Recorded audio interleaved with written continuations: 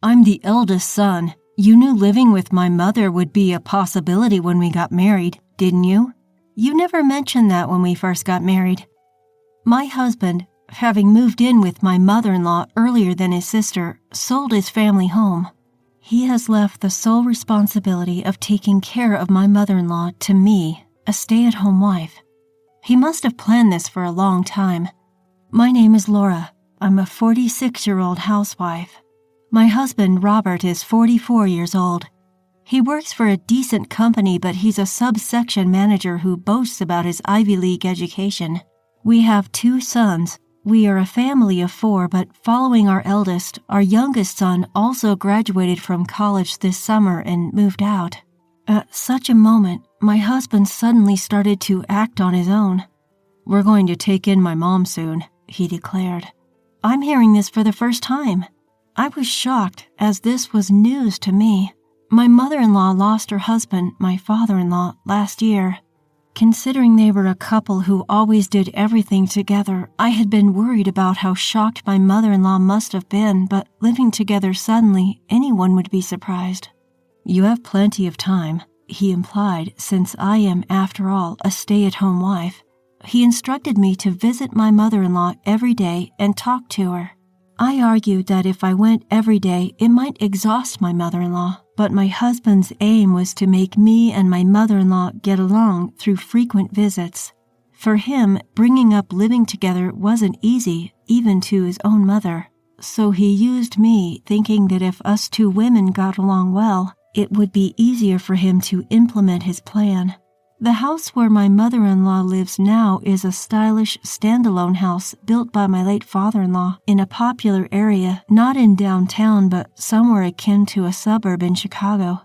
If put up for sale, there would definitely be many buyers willing to buy it for a great price.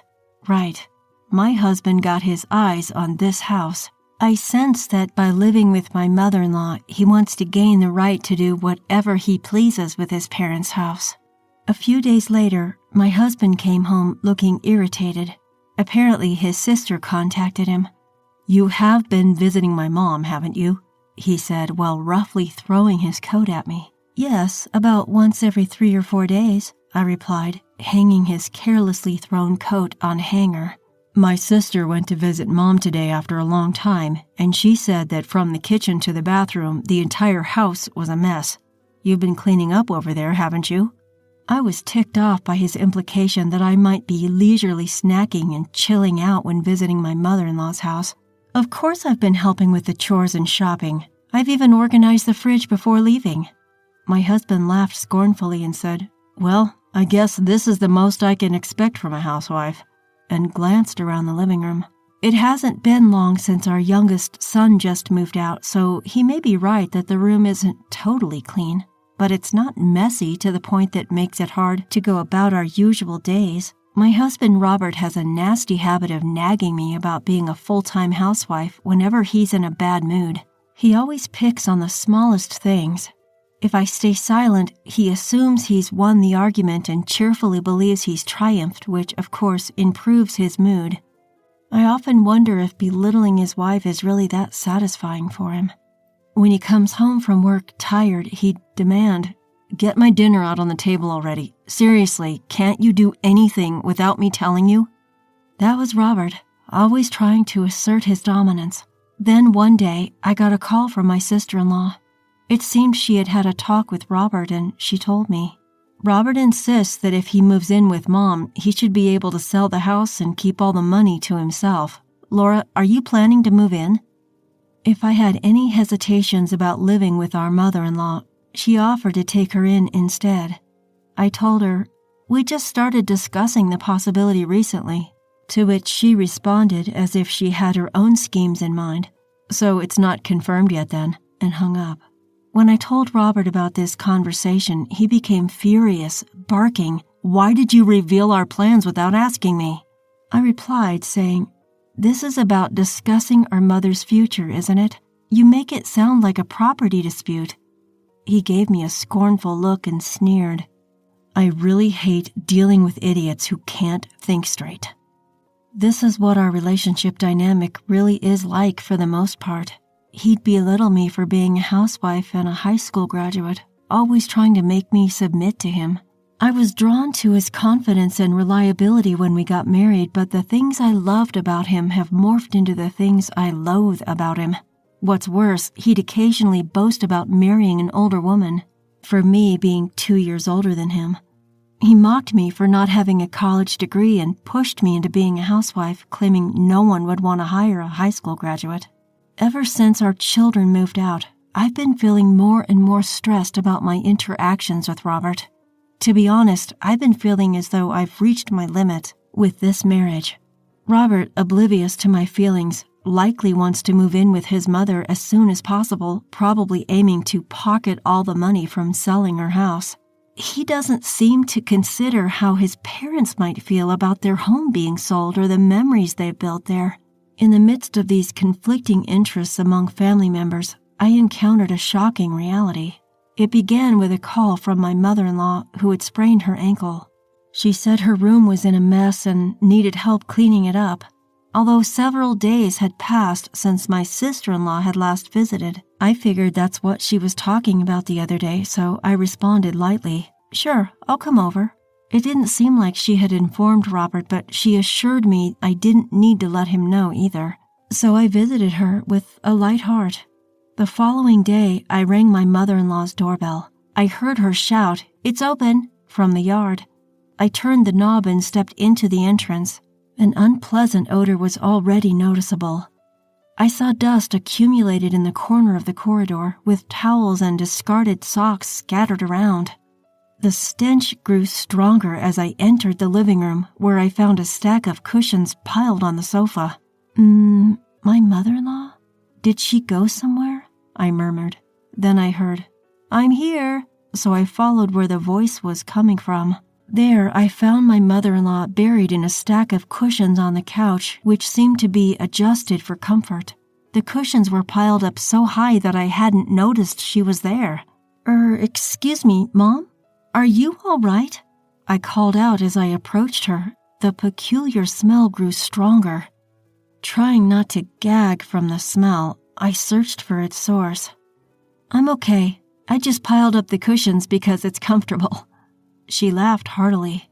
I realized the source of the smell was my mother-in-law herself. With all my might, I tried not to pinch my nose and asked her, "How's your leg?" "Were you unable to bathe because it was inconvenient?" She replied, Yes, about that. I healed quickly, but after a few days of not bathing due to the pain, I couldn't be bothered to take a shower." "Do I smell?" I refrained from answering and said, "I will clean up," and proceeded to open all the windows in the house. My mother-in-law certainly needed a thorough bath. Thinking this, I headed to the bathroom. The bathtub had some water filled and was left as is with the lid half submerged. Soap scraps and towels were all muddy in the wash basin, and the mirror was foggy and dirty. I can't remember the last time I was here, but I wonder if my sister-in-law didn't visit in the meantime. I was puzzled how this could be neglected for so long, but for now I cleaned the bathroom, filled up the tub with fresh water, added lemon bath salts for fragrance, and told my mother-in-law, "I've just cleaned the bathroom and prepared a bath for you. Please, take a bath first. Meanwhile, I'll air these out," I said, pointing at the cushions my mother-in-law was buried in.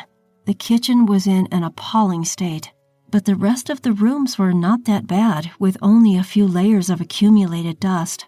The kitchen was filthy. It looked as though roaches might be lurking around, but I braced myself and cleaned it until it was spotless. "That was refreshing," my mother-in-law, returning, said as she came back to the living room. Her cheeks, flushed like a boiled lobster, glowed from having days of built-up dead skin washed off. Because I had been cleaning like crazy, the living room and kitchen were mostly tidied up. My mother-in-law was very pleased with the result. Finally, in the cleaned living room, I asked my mother-in-law, "You were always so tidy and organized, Mom. What happened all of a sudden?" "Ever since I got married, my mother-in-law was always neat and her house was well maintained, but this time it was a surprise to see her place in such a state, to the point that she needed to call for help.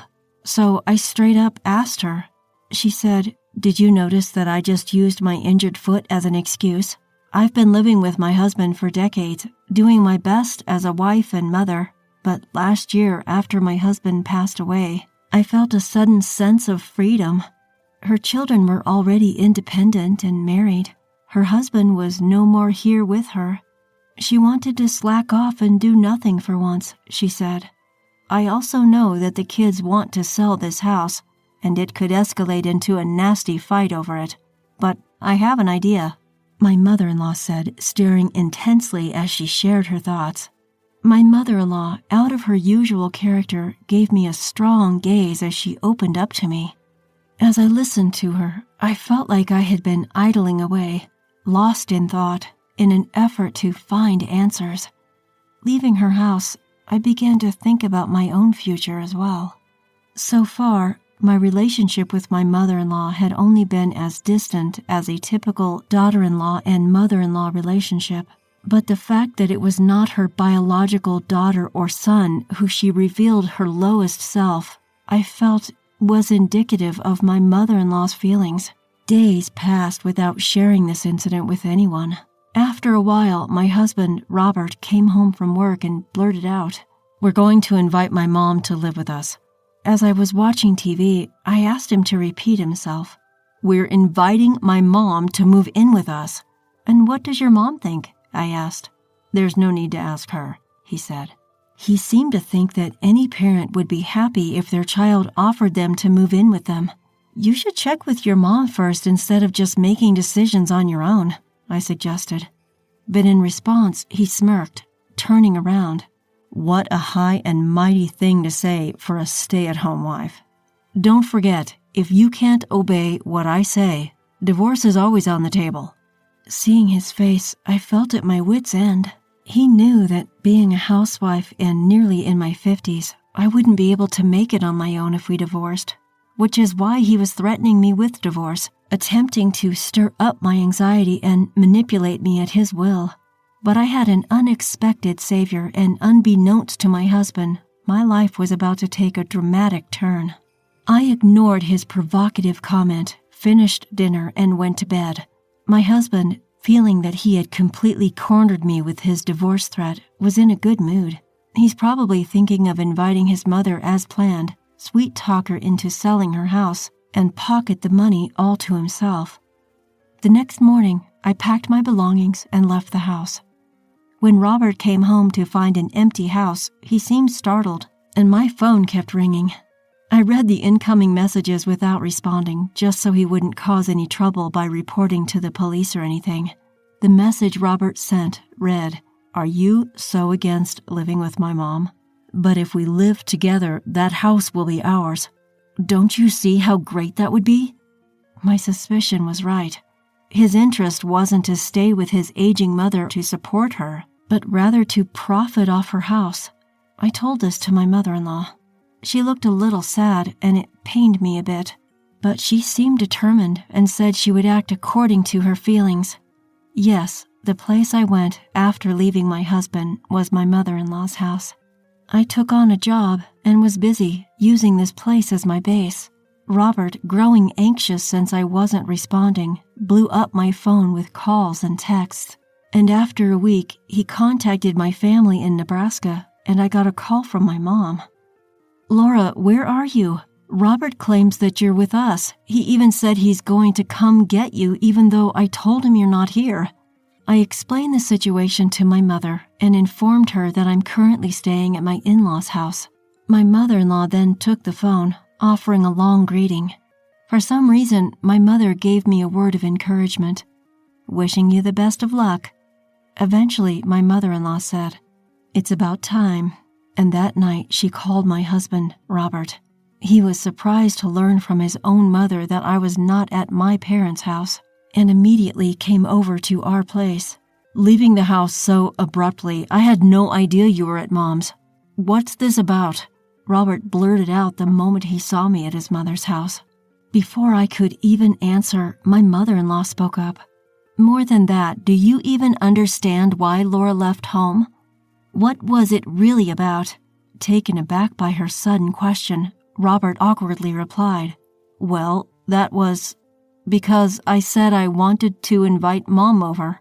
Because she didn't want to live with you, right? Why would I be here if I didn't want to live with my mother-in-law? Ever thought about that? You see, it wasn't the idea of moving in with her that I disliked. What I hated was you for making selfish decisions without taking others' feelings into consideration." I continued. "My mother-in-law has her own thoughts and hopes, you know. Despite this, you decided on living together without even discussing it with her. You didn't even consider the feelings of your parents when they built this house. You just want this house because you want the money, right?" Robert clenched his fists and hardened his body, looking down as he listened to our conversation. My mother-in-law continued after me. "What do you really need? This house? Or Laura? If you don't change, you'll lose both. Why don't you cool down for a while and rethink everything?" Hearing this from his own mother, Robert, who had been quietly listening, suddenly kneeled to the ground in front of us. I was taken aback and asked, "What's this about?" "I apologize to Laura and to you, Mom. Please, I want to live together again and start anew." Raising his head from his bow, Robert continued, "Mom, will you live with us?" As Robert bowed down again, I looked at my mother-in-law and we shared a knowing smirk. After that, I resumed my life with Robert. But this time, I wasn't a stay-at-home wife anymore. My mother-in-law told her friends about how I deep-cleaned her room, a whole mess from the time she spent lazing around, just within a couple of hours. When I mentioned this to my friends, many of them said they wanted you to do the same for their homes. I was amazed and delighted to find that I could apply my housekeeping skills from being a stay-at-home wife to start a new job. I also began studying to become a storage advisor. It seemed that Robert had not given up on the idea of living with his mother, selling their house and getting a large amount of money. He seemed to think that it would become a reality now that my mother-in-law and I were getting along, but there was a surprise announcement from my mother-in-law. Surprisingly, she was getting remarried. "So I won't be living with you, and I won't be giving up my house either." Upon hearing the news, my sister-in-law congratulated her, although with mixed feelings. I sent my sincere blessings for my mother-in-law's decision. The one who was surprised by my mother-in-law's words and screamed out in shock was Robert. At the same time, he was frantically contacting various people. Apparently, Robert had taken a boating license without telling me and even purchased a small cruiser, counting on the money from selling his parents' house. Now that his plans had fallen apart, Robert was unable to cancel his order for the cruiser, and he seemed to have to work even harder than before. He ended up having to help me with my house cleaning job. As an employer, I'm drilling household chores to Robert and guiding him to clean and polish a great number of my clients' houses. Hola, suscríbete a Historias Vitales para no perderte nuevas historias. Mi esposa había estado trabajando en su proyecto especial durante 4 meses ahora. No era su proyecto personal, pero ella era la persona principal y responsable de su éxito. El proyecto estaba diseñado para salvar a su empresa, Bixler Enterprises. Los últimos 4 meses habían sido difíciles porque se vio obligada a trabajar duro. Era importante tanto para ella como para la empresa. Había una buena posibilidad de que Bixler Enterprises quebrara si el proyecto no se completaba. Sara tenía una licenciatura de Albrecht y un MBA de Wharton. Era la más inteligente de la familia. Yo empecé a trabajar como mecánico de autos justo después de la secundaria y después de 21 años seguía siendo mecánico de autos. No me importaba porque me gustaba el trabajo y pagaba bien. Era suficiente para pagar la universidad de Sara y criar a 2 hijos. No vivíamos lujosamente, pero estábamos bien. Los niños ya se habían mudado, y las cosas iban bastante bien con nuestros ingresos. Sara quedó embarazada 3 meses después de casarnos a la edad de 18 años. Durante los primeros años de nuestro matrimonio, vivimos con mis padres. Ellos tenían una gran casa vacía ya que 4 de mis hermanos se habían mudado. Eso significaba que teníamos una niñera mientras Sara completaba sus primeros años de universidad. Debido a 2 embarazos, la carrera de 4 años le llevó 6 años completarla. Fue difícil, pero lo logró. Siempre tuve trabajo y nunca me faltó trabajo extra si lo necesitaba. Después de que Sara se graduó de Wharton, alquilamos nuestro propio lugar. Tuvo ofertas de trabajo de varias empresas grandes, pero todas requerían que nos mudáramos. A mí no me importaba, pero Sara quería quedarse cerca de casa. Por eso decidió trabajar en Bixler Enterprises. Pagaba bien, pero lo más importante, le daba responsabilidad y la oportunidad de avanzar. Sara era una empleada trabajadora y dedicada. La presentación es el jueves en el Hotel Thyssen en Filadelfia. Tomé unos días libres en el trabajo para ayudarla según fuera necesario. Al final, todo lo que logré fue hacerle algo de comer cuando llegaba a casa. No sabía nada sobre su trabajo, ni tampoco quería saber. Los negocios corporativos de alto nivel me aburrían. Empresarios de Europa, Asia y América del Sur venían aquí, la empresa pagaba sus boletos de avión y proporcionaba habitaciones en el Hotel Thyssen mientras estaban aquí.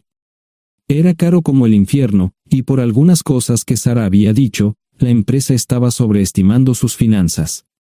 Su presentación era importante para ella, para la empresa y para más de 200 empleados. Hasta el martes por la noche, todo iba bien. Sara llegó a casa con un traje nuevo, un traje gris con una blusa blanca. Desplegó todo lo que necesitaba en la cama de la habitación de invitados. Cuando se trataba de la limpieza de la casa, ella era normal, pero cuando se trataba del trabajo, era meticulosa. No entendía por qué necesitaba sacar su ropa interior de lujo, pero no dije nada. Además de su traje para la presentación, tenía varios vestidos de cóctel lindos para eventos sociales antes y después del evento. Siempre había evitado tales eventos, pero me sentía obligado a ir con ella si ella quería que lo hiciera. Me agradeció la oferta, pero dijo que no era necesario. Todos los materiales y equipos que necesitaba estaban guardados ordenadamente en el maletero de su Volvo.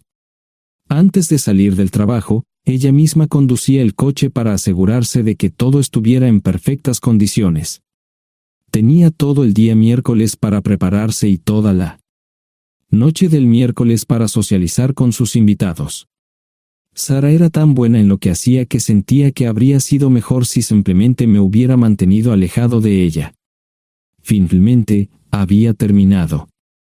Lo había revisado y vuelto a revisar todo. Todo lo que necesitaba ahora era una ducha caliente y una buena noche de sueño. Supongo que mi error fue que empecé a revisar sus cosas después de que Sara comenzara a ducharse. Pensé que estaba ayudando, pero resultó ser lo contrario.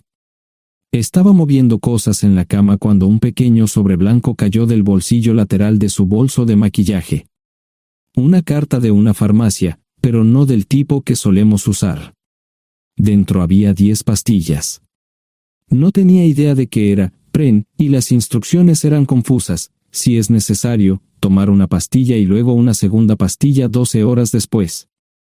Pensé que podría ser algo que ella había conseguido para la ansiedad o los nervios, pero las instrucciones no tenían sentido.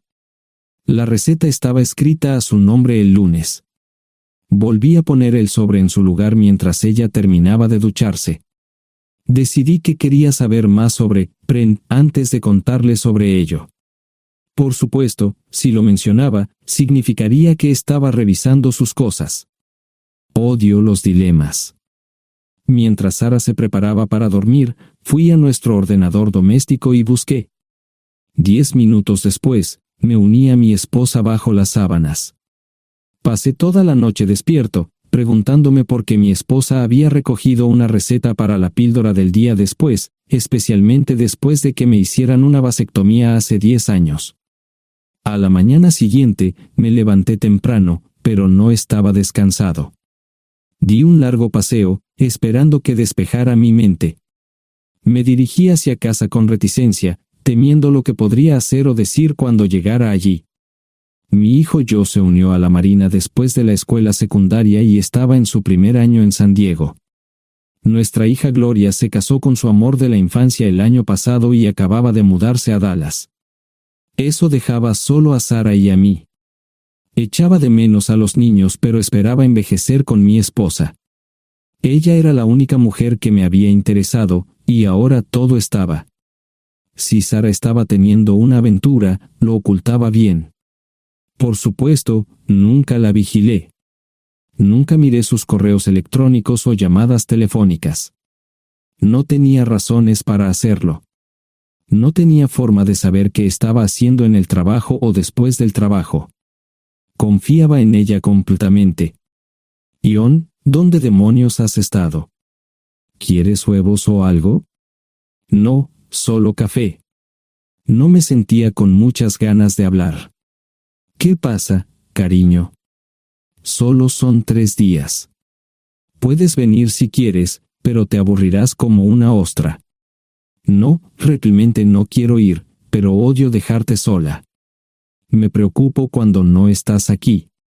Es muy dulce, querido, pero estará bien.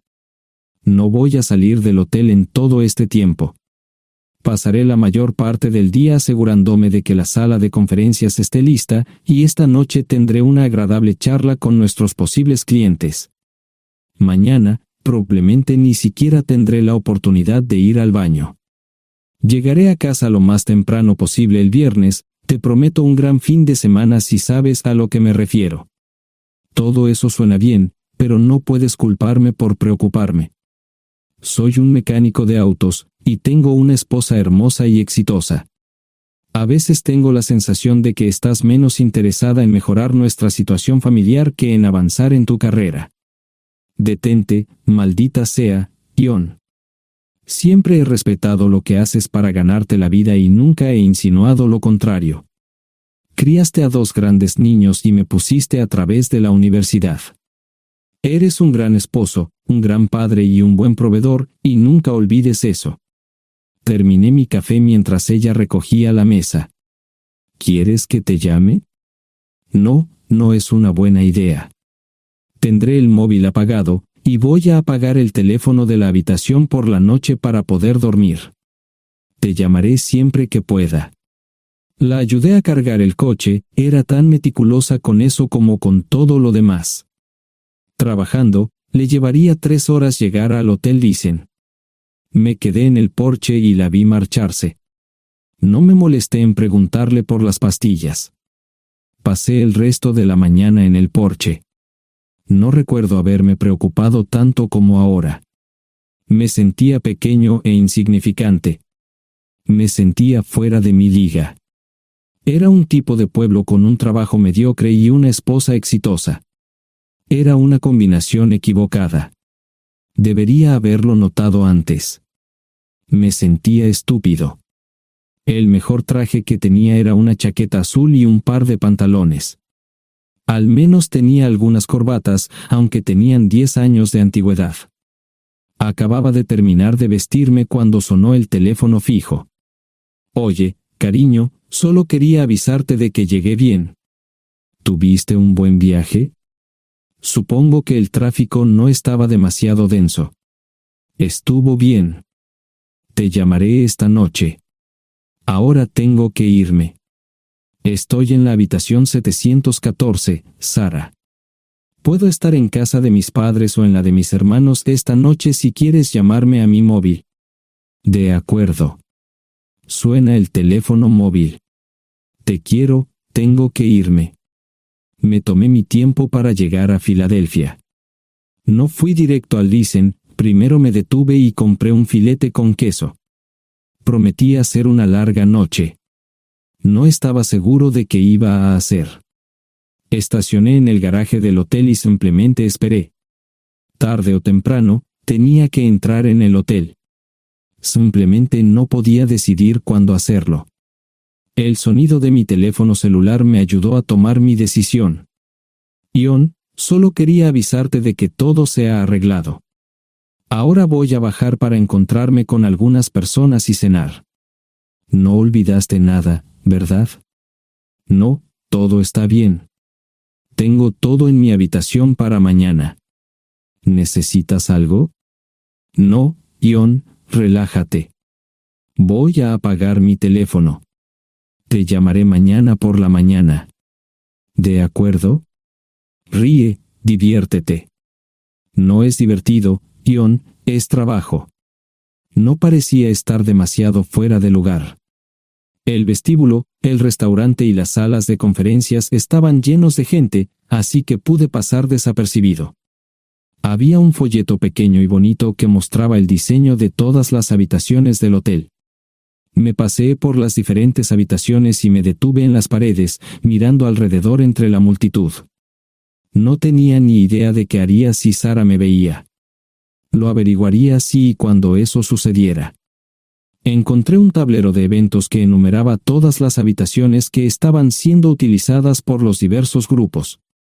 Bixler Enterprises no tenía habitaciones disponibles para el miércoles por la noche. Esto me pareció interesante. Sara había dicho que no iba a salir del hotel, pero ahora no estaba tan seguro de eso. Había 3 comedores, familiar, informal y de alta cocina. A Sara no le gustaba mucho cenar con niños, así que fui primero al comedor informal. Solo me llevó 5 minutos asegurarme de que no estaba allí. Tuve mejor suerte en el salón gourmet, era una acogedora mesita encajada en la esquina, el tipo de mesa que la gente reserva para tener un encuentro privado. Sara llevaba un vestido de cóctel negro con un escote pronunciado y perlas, se veía elegante y su acompañante parecía apreciarlo. Conocía a algunas personas con las que trabajaba Sara, y él no era una de ellas. Me resultaba familiar, pero no había forma de que pudiera recordarlo. Había muchas sillas libres, así que no tuve problemas para cruzar la sala. Había velas y pequeños candelabros de cristal en las mesas. Apagué la mía y le dije al camarero que me molestaba por el glaucoma. Pedí el plato de pollo de siempre y me acomodé. El camarero me sirvió el café por tercera vez. Disculpe, el tipo en la mesa de enfrente me parece muy familiar. ¿Sabes quién es? Sí, ese es Malcolm Eugene Foote. Es miembro del Consejo Municipal, se espera que se postule para el Congreso en los próximos años. ¿Es esa su esposa con él? Es muy bonita. No, esta es la primera vez que la veo. Siempre usa esa mesa para señoras especiales, si me entiende. Simplemente le sonreí y pedí la cuenta. Nunca había visto a Sara tan sensual con un hombre antes. Parecía captar cada palabra que decía, como si fuera Dios o algo así. No estaban haciendo nada inapropiado, pero tampoco era platónico ni profesional. Cuando me fui, estaban terminando su segunda botella de vino. Ahora entendía por qué se había llevado su lencería elegante. Me acomodé en una esquina del vestíbulo para que no me vieran. 10 minutos después, salieron del restaurante. Ella le tomaba la mano mientras caminaban por el vestíbulo hacia el ascensor. Observé cuidadosamente los indicadores de piso. Que el ascensor se detuviera en el tercer piso era una buena señal, significaba que no lo había llevado a su habitación. Era una mala señal cuando el ascensor no llegaba al 7º piso, significaba que ella fue a su habitación. Por si acaso me equivocaba en algo, me senté en el vestíbulo y observé el ascensor durante 1 hora. La gente entraba y salía, pero Sara no estaba entre ellos.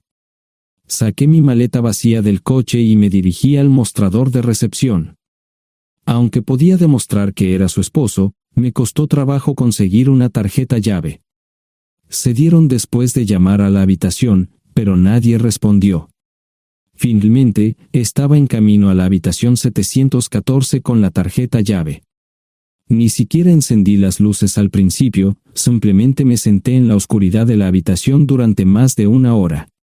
No fue difícil asegurarme de que no regresara a la habitación. Primero, empacé todas sus ropas y pertenencias personales. No dejé nada atrás. Revisé el paquete de Preven, todavía quedaban 10 pastillas en el tocador. De manera muy ordenada, estaban todos los artículos que necesitaría para su presentación al día siguiente. Comencé a llenar la maleta. Había 24 carpetas promocionales especialmente encuadernadas y otras 20 carpetas regulares, todas ellas fueron a la maleta. Un proyector digital fue lo siguiente, seguido de una computadora portátil. Tomé su bolso y su celular, que había dejado en la habitación. Todo lo que tenía consigo era un bolso de mano y probablemente un tubo de lápiz labial.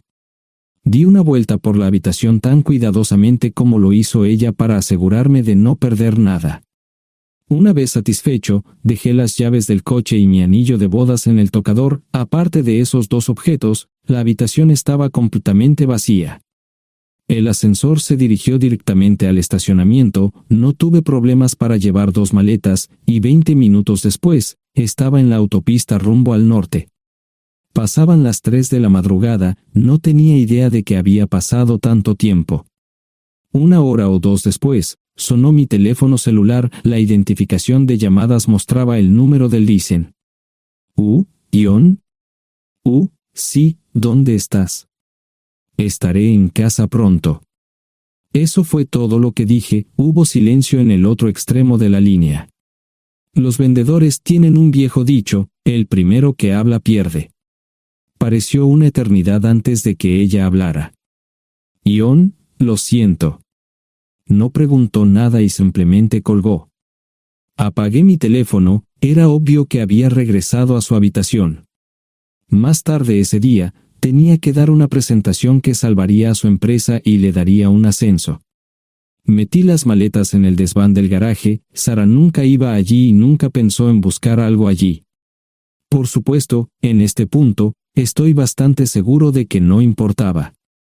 Primero, recogí todas mis ropas y pertenencias personales. La mayoría de los hombres tienen sus propias herramientas, generalmente es un requisito para el trabajo.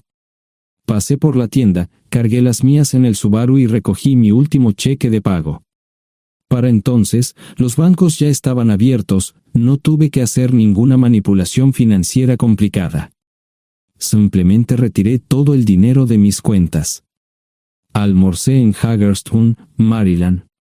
Tenía suficiente dinero para vivir durante unos años, pero sabía que estaría buscando trabajo muy pronto. Sara y yo éramos parecidos en eso de que a ambos nos encantaba trabajar. La voy a extrañar. Pasé un par de horas en las cuevas del Uray y alquilé una habitación cerca de Whitewell. No tenía idea de qué iba a hacer. Era sábado, y me encontré sentado en el acuario de Chattanooga, observando la naturaleza que nunca había visto antes. Pasé unas horas simplemente relajándome y decidí que era un buen lugar para estar. Compré un pase anual para el acuario y, para la hora de la cena, tenía un lugar donde quedarme. Era un remolque móvil en el parque, pero estaba amueblado y era económico. No necesitaba mucho. La primera cosa que haría el lunes por la mañana sería conseguir un trabajo. Un buen hombre de mantenimiento siempre puede conseguir un trabajo, especialmente si está dispuesto a trabajar duro. Podría permanecer discreto hasta que fuera el momento de renovar mi licencia de conducir o las etiquetas del coche. Me preocuparé por eso cuando llegue el momento. El domingo por la tarde, llamé a Gloria. Me sentí obligado a informarle sobre lo que estaba sucediendo, pero Sara ya se lo había contado. Fue bastante franca con Gloria sobre lo que había pasado. Dijo que había engañado, que la sorprendí, que me fui y que ella perdió su trabajo. Me sentí mal porque ella perdió su trabajo, pero ese era el precio que tenía que pagar. Le pedí a Gloria que le dijera a Josh lo que estaba sucediendo la próxima vez que hablara con él. También le dije que la llamaría aproximadamente una vez al mes para verificar cómo iban las cosas. No le dije dónde estaba. Para el mediodía del día siguiente, tenía un trabajo. En realidad, estaba a poca distancia del parque de remolques, con el Waffle House a mitad de camino. ¿Qué más podría querer un hombre? No sé cómo manejaron el papeleo, pero me estaban pagando $20 por hora sin hacer preguntas. Estaba feliz, y ellos también. Ni siquiera tendría que tocar el dinero que traje conmigo. Unos 2 meses después, Gloria me informó que Sara se había mudado de la casa y estaba viviendo con sus padres. Gloria no sabía nada más, pero estaba feliz de que estuviera estable y le estuviera yendo bien. Josh me llamó desde San Diego solo para informarme que iba a hacer un crucero. Era técnico en aviónica en un portaaviones, intentó explicar qué hacía exactamente, pero estaba más allá de mi comprensión. Nunca supe mucho sobre cosas técnicas. Ambos tuvieron cuidado de no decir nada malo sobre su madre, aprecié eso. Después de eso, todo siguió como siempre. Comencé a hablar con Gloria al menos semanalmente, Josh y yo comenzamos a enviar correos electrónicos regularmente. Gloria hablaba regularmente con Sara, pero decía muy poco sobre lo que estaba haciendo o dónde estaba. Nunca presenté la solicitud de divorcio, y parece que Sara tampoco lo hizo.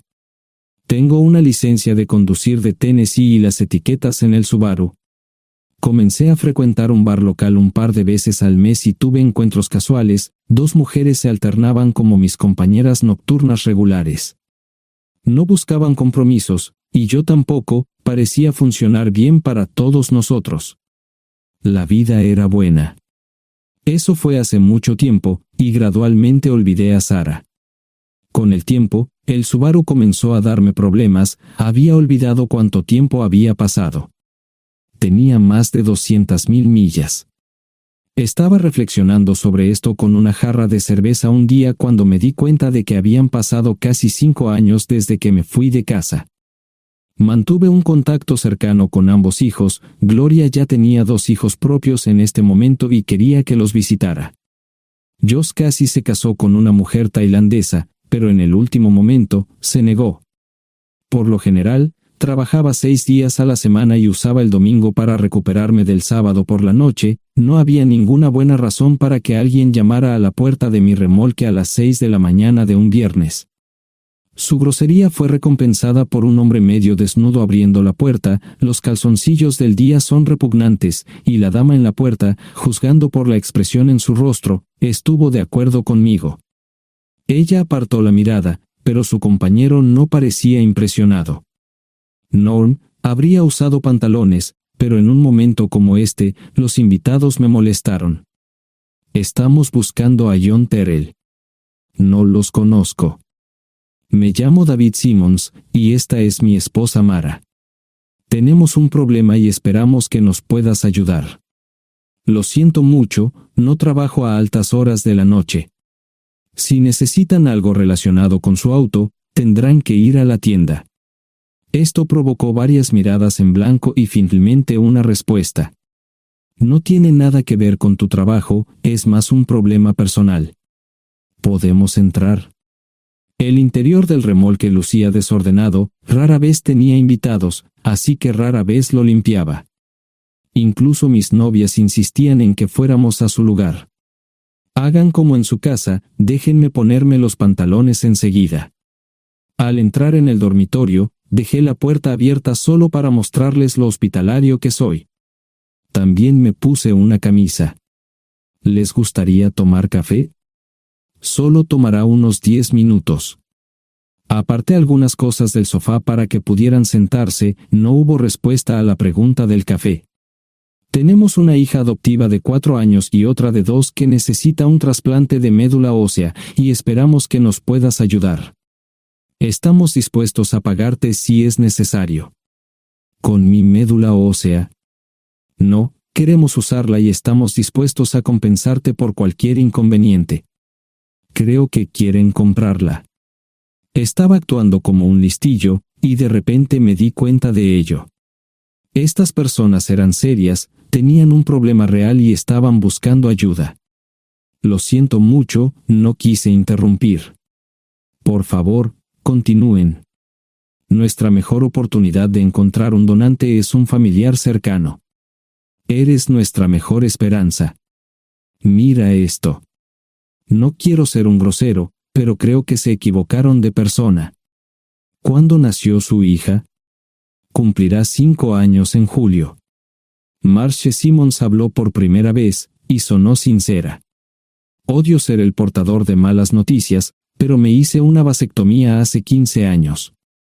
No hay forma de que pueda ser su padre. ¿Por qué tu nombre estaba en el certificado de nacimiento? No puedo responder eso, tal vez deberían preguntarle a su madre. Esa afirmación fue recibida con silencio. Sentí pena por estas personas, pero no sabía cómo ayudarles. ¿Cuál es el nombre de la madre? Sarah Lise Terrell. No encontraba las palabras. Tal vez no debería haber tomado esas malditas pastillas de ella, por supuesto, entonces esas personas no tendrían una hija en absoluto. Todo lo que pensaba que había superado el dolor, y aquí está de nuevo, viejos recuerdos de mi esposa teniendo relaciones sexuales con ese maldito político de Filadelfia. Estaba empezando a olvidarlo todo, y ahora estaba de vuelta. Maldita sea. Ahora entiendo y pido disculpas por mi grosería e insensibilidad. Haré todo lo que esté en mi poder para ayudarles. En primer lugar, porque no puede Sarah hacerse un trasplante de médula ósea. Médicamente, no puede. ¿Por qué no? Es madre, tiene que ser una donante adecuada.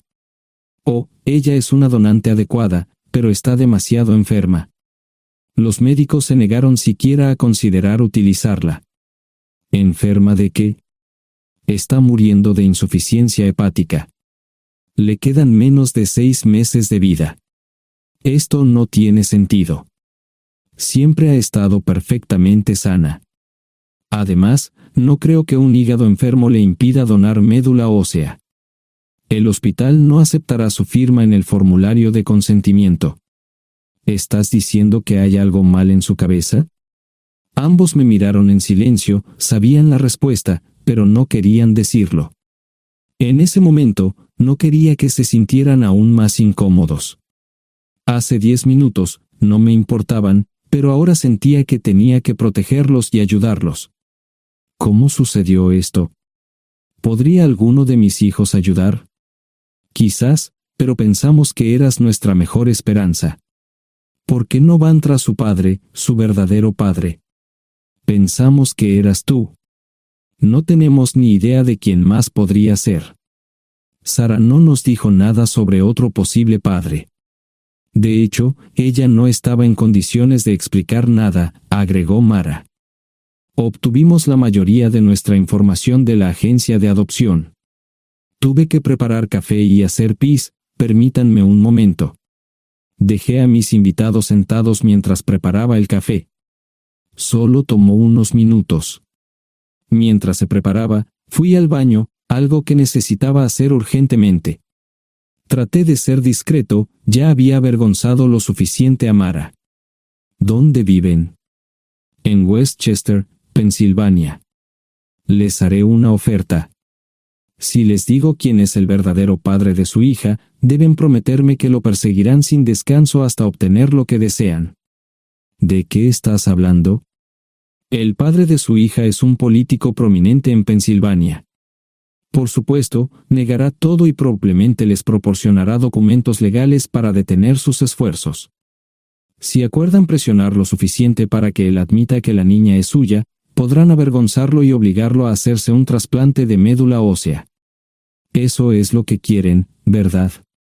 Sí, claro, pero ¿cómo hacemos eso? No lo sé. Soy mecánico. Trabajo con metal para ganarme la vida.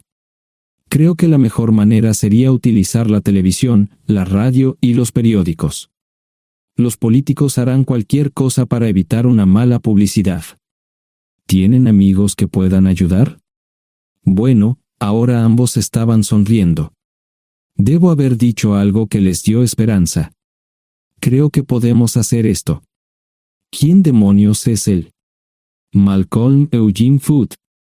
Se postula para el Senado de los Estados Unidos. Apuesto a que hará cualquier cosa para evitar una mala publicidad.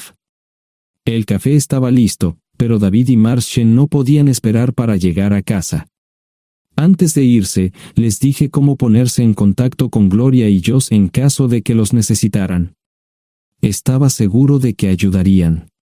También les pedí que me dijeran dónde estaba Sarah. Probablemente estaría en Pensacola antes de que ellos regresaran a Westchester. Me corté el pelo y compré una camisa nueva. Sarah era una tramposa que arruinó mi vida, pero aún así quería lucir bien cuando la viera. Era otro remolque, pero esta vez era un bonito doble nuevo. Allí estaba su Volvo con una llanta desinflada y un parabrisas roto. La mujer que abrió la puerta no era Sara, parecía que la habían empapado fuerte y la habían dejado empapada. Tenía al menos 45, tal vez 50, y debió haber tenido una vida difícil. La falta de maquillaje no ayudaba y simplemente se veía horrible. No tuve la oportunidad de abrir la boca. Caray, si no es John Terrell. Nunca esperé verte aquí. Tuve que usar la vieja línea, me estás poniendo en desventaja. Serry Hart. Pasa, entra. ¿Quieres una cerveza? No, pero gracias. Estoy aquí para ver a Sara. Serry cruzó la habitación y se detuvo en el buffet del comedor. Aquí está, John. Mírala todo lo que quieras. Su mano señalaba una urna de latón que estaba en el centro del buffet vacío. Supongo que llegué demasiado tarde. No me moví, solo me quedé mirando el contenedor frente a mí. ¿Puedo tomar una cerveza ahora? Sara se mudó a Pensacola después de dar a su bebé en adopción. Compró el remolque con el dinero que recibió de Bixler Enterprises después de que la despidieron. Tenía una participación en las ganancias, 401k, y vacaciones y días de enfermedad. Eventualmente, consiguió un trabajo en una fábrica local de prendas de vestir donde trabajaba en el departamento de envíos. Allí fue donde conoció a Serry. Serry alquilaba una habitación de Sara. Cada centavo que Sara ganaba iba para el alcohol. Empezó con vino y gradualmente pasó a bebidas más fuertes, las más baratas. Eventualmente, perdió su trabajo debido a su alcoholismo y se vio obligada a usar sus ahorros. Nunca salió con nadie ni salió a ningún lado. Serry se quedó con ella, pagó sus servicios públicos y compró alimentos que Sara no comía. Le llevó más de 3 años quitarse la vida. Increíblemente, ella tenía un testamento y me dejó un doble remolque y un Volvo. Serry explicó que Sara estaba tan angustiada por lo que había hecho que simplemente se rindió. No intentó evitar el embarazo ni siquiera terminarlo. La adopción se había arreglado meses antes de que naciera el bebé. Nunca volvió a trabajar, excepto en los trabajos clandestinos que hacía mal. Serry dijo que Sara no parecía tener ambición ni propósito en la vida. Sara hablaba mucho de mí pero tenía miedo de intentar contactarme. Gloria le dio mi número, pero nunca me llamó. Era como si su aventura de una noche la hubiera lastimado más a ella que a mí. Estuve allí durante 2 semanas y luego vendí el remolque de Serry por $1 y obtuve $3,000 por el Volvo. 2 días después, estaba en Westchester visitando a mis nuevos amigos David y Marche. Malcolm Eugene Foote resistió al principio, pero David y Marche lo presionaron hasta que cedió. Insistió en pruebas de ADN, que demostraron que era el padre. Para salvar la cara, más o menos lo obligaron a someterse a un trasplante de médula ósea, que fue exitoso. La carrera política y la vida familiar de Malcolm no dejaron una impresión favorable. Su caída en las encuestas fue tan rápida que el partido lo reemplazó por otro candidato unos meses antes de las elecciones. Su esposa solicitó el divorcio y fue muy pública al respecto. Sara y yo estamos viajando ahora a Dallas para ver a Gloria y a mis nietos. No sé cuánto tiempo mantendré a Sara conmigo, probablemente hasta que tenga a alguien.